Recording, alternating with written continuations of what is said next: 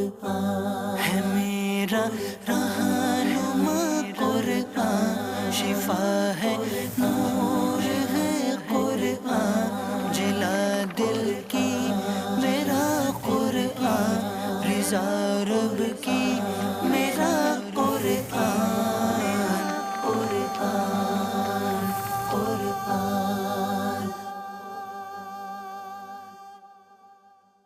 الحمدللہ رب العالمین والصلاة والسلام علی سید المرسلین، اما بعد فاعوذ باللہ من الشیطان الرجیم، بسم اللہ الرحمن الرحیم۔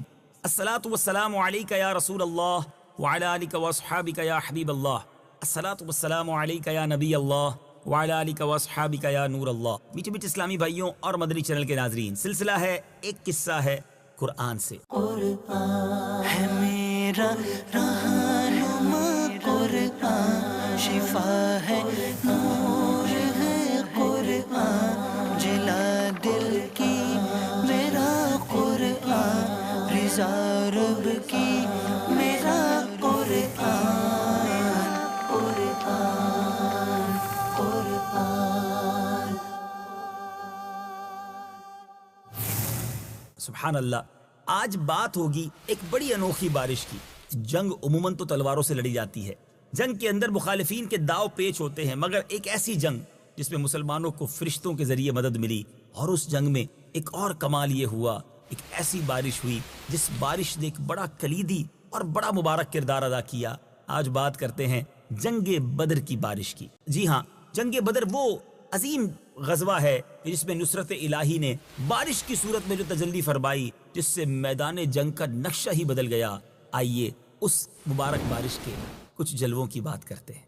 ماجرا کچھ یوں تھا کہ نبی پاک علیہ الصلوۃ والسلام 313 صحابہ کرام کی جماعت کو ہمراہ لے کر مقام بدر میں تشریف لے گئے، اور بدر کے قریب پہنچ کر مدینہ طیبہ کی جانب والے رخ عدوۃ الدنیا پر خیمہ زن ہو گئے، اور مشرکین آگے بڑھے تو بدر پہنچ کر مدینہ منورہ سے دور مکہ کی جانب والے عدوۃ القصوہ کے مقام پر اترے۔ اور اب محاذ جنگ کا نقشہ کچھ اس طرح بنا کہ مشرکین اور مسلمان آمنے سامنے تھے، مگر مسلمانوں نے جو جگہ پسند کی تھی وہ اس قدر ریتیلی جگہ تھی کہ انسانوں اور گھوڑوں دونوں کے قدم ریت میں دھسے جا رہے تھے، اور وہاں چلنا پھرنا دشوار تھا۔ اور مشرکین جس جگہ تھے وہ بالکل ہموار پختہ فرش کی طرح تھا۔ غرض دشمن تعداد میں 3 گنا سے زیادہ، سامان جنگ سے پوری طرح مکمل، اور ہر طرح سے مطمئن تھے۔ جو جگہ پسند کی گئی تھی یا جس جگہ پر پڑاؤ ڈالا گیا تھا وہ بھی اپنے محل وقوع کے لحاظ سے مشرکین کی نہایت عمدہ تھی۔ ان سہولتوں کے علاوہ پانی کے سب کنویں بھی دشمنوں ہی کے قبضے میں تھے۔ اب مسلمانوں کو پانی کی بھی تکلیف تھی، خود پینے کے لیے پانی کہاں سے لائیں، جانوروں کو کیسے سیراب کریں، وضو اور غسل کی صورت کیا ہو۔ غیر صحابہ کرام انتہائی فکر مند اور پریشان تھے۔ اس موقع پر شیطان نے مسلمانوں کے دلوں میں وسوسہ ڈال دیا کہ اے مسلمانوں، تم گمان کرتے ہو کہ تم حق پر ہو، اور تم میں اللہ عز و جل کا رسول بھی موجود ہے، اور تم اللہ والے ہو، اور حال یہ ہے کہ مشرکین پانی پر قابض ہیں۔ تم بغیر وضو اور غسل کے نمازیں پڑھتے ہو، یعنی تیمم کر کے پڑھتے ہوں گے، اور تم اور تمہارے جانور پیاسے اور بےتاب ہو رہے ہیں۔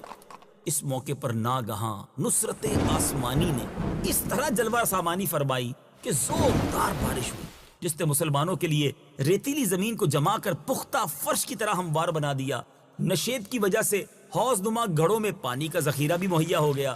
دشمنوں کی جو زمین تھی وہ کیچڑ والی دلدل جیسی بن گئی، جس پر ان مشرکین کا، ان غیر مسلموں کا چلنا پھرنا ہی دشوار ہو گیا۔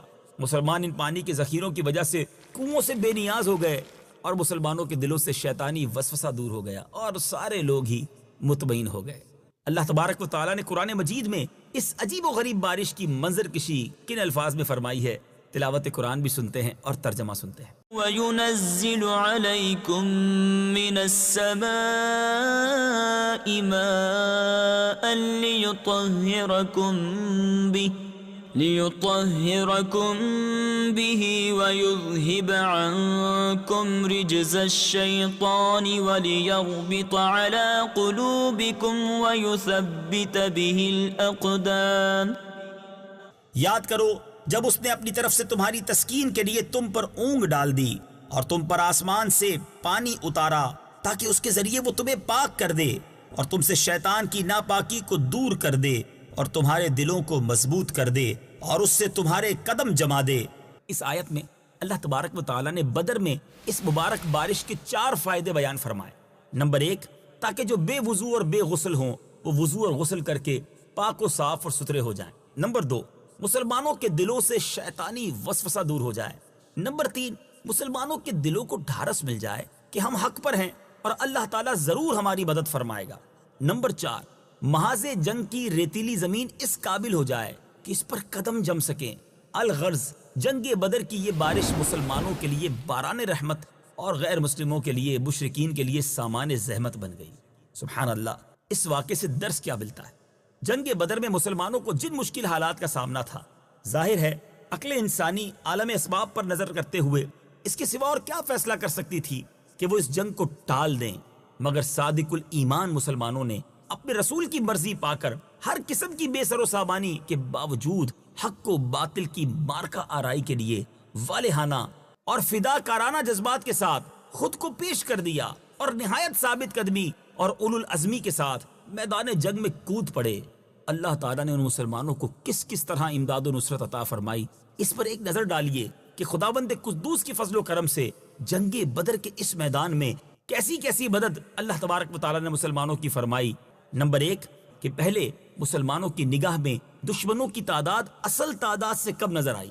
جی ہاں، تھے وہ زیادہ، مگر اصل جو تعداد تھی اس سے وہ کم نظر آتے کہ تاکہ مسلمان مرعوب نہ ہوں، مشرکین کی نظروں میں مسلمان مٹھی بھر نظر آئیں تاکہ وہ جنگ سے جی نہ چرائیں اور حق و باطل کی جنگ ٹل نہ جائے۔ سبحان اللہ۔ نمبر 2، ایک وقت میں مسلمان مشرکین کی نظر میں دگنے نظر آئے تاکہ مشرکین مسلمانوں سے شکست کھا جائیں، ان کے دلوں پر رعب طاری ہو جائے۔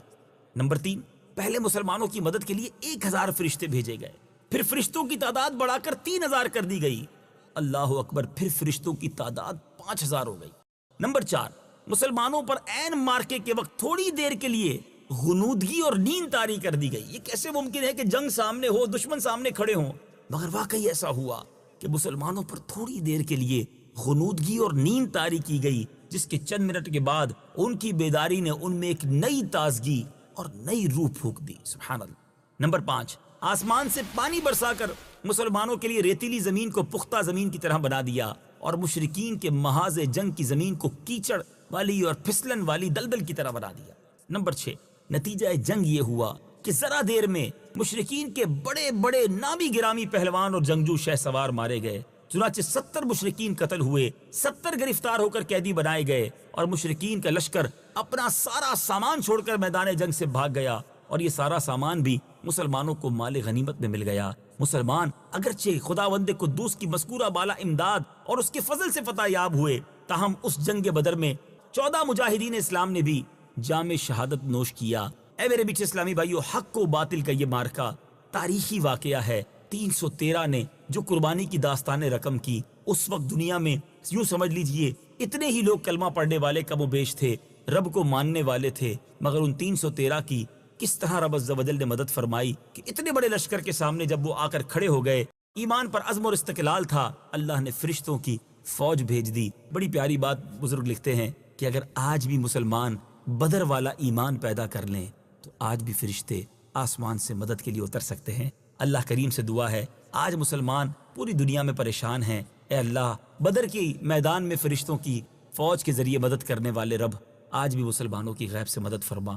مدنی چینل دیکھتے رہیے، اس طرح دیگر قرآنی قصے لے کر، قرآنی واقعات لے کر حاضر ہوں گے، ایمان تازہ کرتے رہیں گے۔ اللہ کریم مجھے بھی اور آپ کو بھی نور قرآن سے، فیضان قرآن سے خوب فائدہ اٹھانے کی، برکتیں لوٹنے کی توفیق عطا فرمائے، آمین، بجاہ النبی الامین صلی اللہ تعالی علیہ وسلم۔ قرآن ہے میرا رہنما، قرآن شفا ہے، نور ہے قرآن، جلا دل کی میرا قرآن، رضا رب کی